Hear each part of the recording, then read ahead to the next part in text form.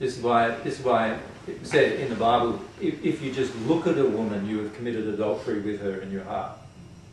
So if you look at a woman lustfully, you've already committed adultery. In other words, the law is already imposed upon you from that moment, because it's the soul that the law operates upon, not your action.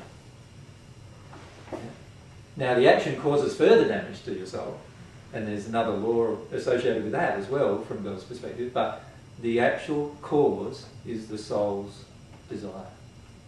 The laws of the universe, every one of these people are in the first sphere, not because necessarily of what they did, but because of how they felt, right, when they did what they did.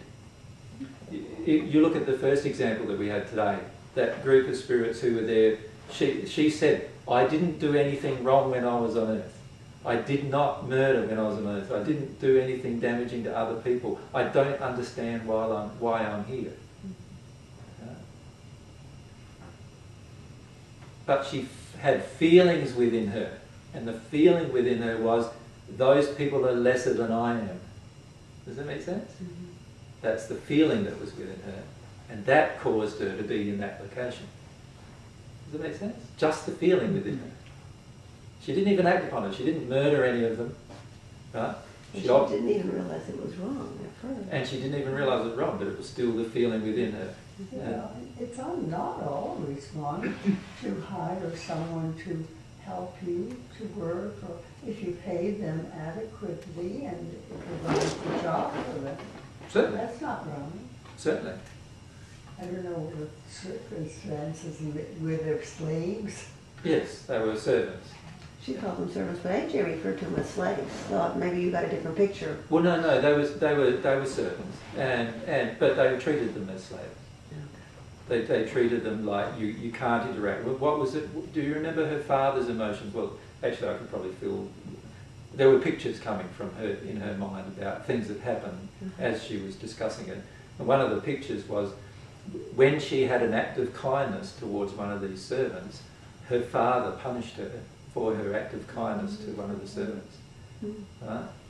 Now, what's going on there? Eventually she learned that you don't treat these people kindly. And so there's then the feeling or the emotion within her soul.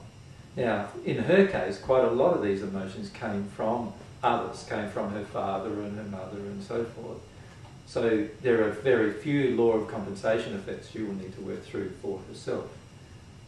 In other cases, they often go down the track of further damage, So my father treats servants badly, my father beat them or whatever, and so what do? I go down the same track and I decide I'm going to beat them too. Well, obviously there's a further damage now that's going to occur to my soul. It's no longer just my father did it and so I'm afraid of my father. It's now I'm choosing to do it. So, and every one of these things that we do all have different laws that are involved that affect the soul. And the beauty of a father is that, I'm talking now about our Heavenly Father, is that every one of God's laws deal with the true cause of why the person chose to do what they did. Every one of them. And you can't get out of it. You can't weasel your way out of it, buy your way out of it, right? You can't do any of these things. Just try to ignore it as long as you can't. Just try to ignore it. You can't do any of these things. From God's perspective, it will be exposed. In other words, the law, the laws that we make and enforce them. The laws that God made are simply self-enforcing. They are very much so. So they enforce themselves. They enforce themselves. And the laws we make don't work. That's right, because they don't enforce themselves.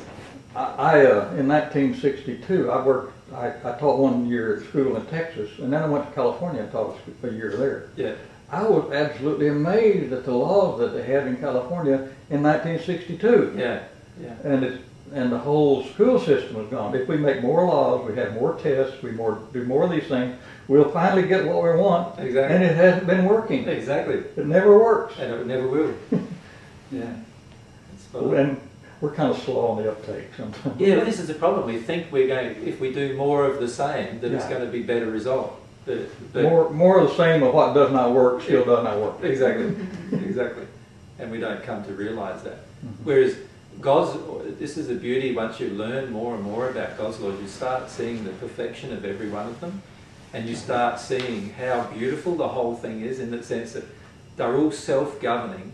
God doesn't sit up there saying, oh, you just did a bad thing, oh, you just did a bad thing, I'll just write that down in my book. Right? You did a bad thing, just write that down in my book. And you did a bad thing, I'll just write that down. Oh, you did a good thing, I'll just write that down in the positive side, right? God doesn't do that, right? Doesn't need to, because all of God's laws are all... We do it to ourselves. Yeah, it's all self-enforcing, right? So God can just enjoy watching the beauty. Are you having fun yet? Yeah, watching the beauty of His creation unfold, right? And this is why when you see, when you see how powerful it is to make laws that deal with causes, you start understanding how important causes are, and how little of little importance dealing with an effect is.